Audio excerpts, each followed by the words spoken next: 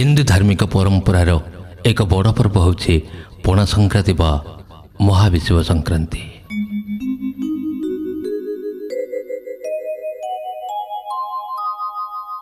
यह ओडियार नववर्ष कहुए।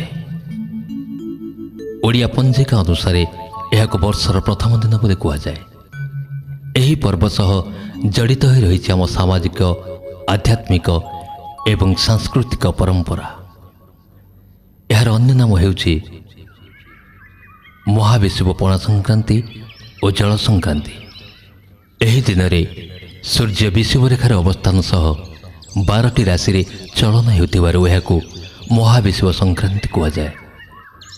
यह ओडिशार घरे घरे एक पवित्र दिन भाव पालन करा जाए। तेणु यही संक्रांति रे